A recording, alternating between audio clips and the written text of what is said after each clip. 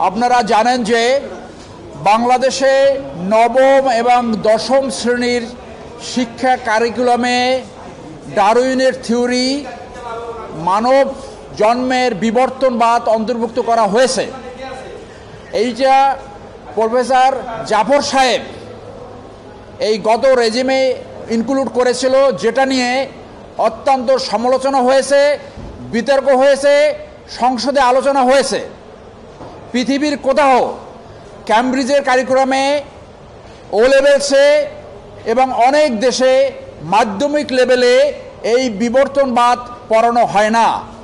বিবর্তনবাদ পড়ানো হলে কোমলমতি শিশুদের মনে এক ধরনের চাপ সৃষ্টি হয়।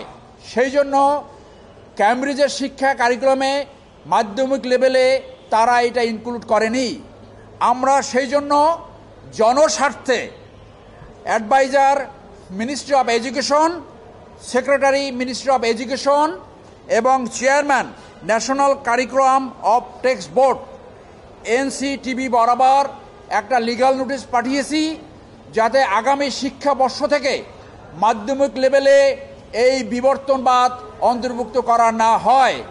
তারা যদি আমাদের লিগ্যাল নোটিশের পরে কার্যক্রম গ্রহণ না করে, তাহলে আমরা আদালতের দ্বারস্থ হব এবং তাদেরকে বাধ্য করব আমাদের এই দাবি পূরণ করার জন্য। মুসলমান হিসেবে আমরা বিশ্বাস করি যে আদম এবং হাওয়া থেকে মানব জাতির জন্ম হয়েছে, যেটা ইসলাম ধর্মে প্রিচ করা হয়। আর এই বিবর্তনবাদে বলা হয়েছে মানুষের সৃষ্টি হয়েছে বানর থেকে।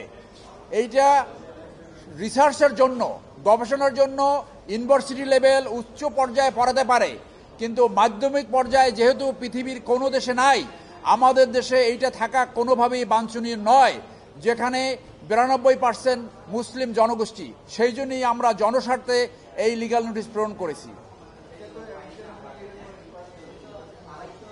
এটা কোনো রিপারকেশন হওয়ার কোনো সম্ভাবনা নাই এই কারণে, কারণ ক্যামব্রিজের কারিকুলামে নাই, ও লেভেলসের কারিকুলামে নাই, ইন্ডিয়া সহ অনেক দেশে এইটা মাধ্যমিক লেভেলে নাই, উচ্চ পর্যায়ে লেভেল আছে। আমাদের এইখানে দাবি হলো মাধ্যমিক পর্যায়ে এই এই এই পাঠ্যসূচি অন্তর্ভুক্ত হওয়া উচিত নয়। পাশাপাশি এটা উন্নত দেশগুলোতে পড়ায় না, আর এখানে যারা শিক্ষার্থী আছে এদের মনে একটা কনফিউজ তৈরি হয় যে আসলে আমাদের সৃষ্টিকর্তা কে, আমরা কিভাবে, তাহলে পৃথিবীর সব ধর্মগুলো বিলুপ্ত হয়ে যাওয়ার কথা যদি বিবর্তন বা সত্য হয়ে থাকে। আর মাধ্যমিক লেভেলের ব্যাপারটা হলো যে এখানে আপনার ক্রিটিসিজমের স্পেস থাকে না বললেই চলে, যেটা উচ্চ পর্যায়ে থাকে।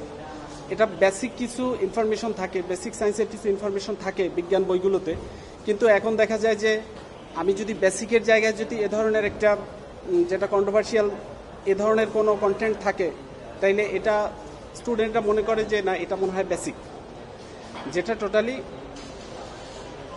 এটা অ্যাকসেপ্টেবল না। যার জন্য এটা দেশের স্বার্থে যাতে ভবিষ্যতে এ ধরনের কোনো বিতর্কিত কন্টেন্ট ইনক্লুড করা না হয়, এই জন্য আমরা এটা দিয়েছি।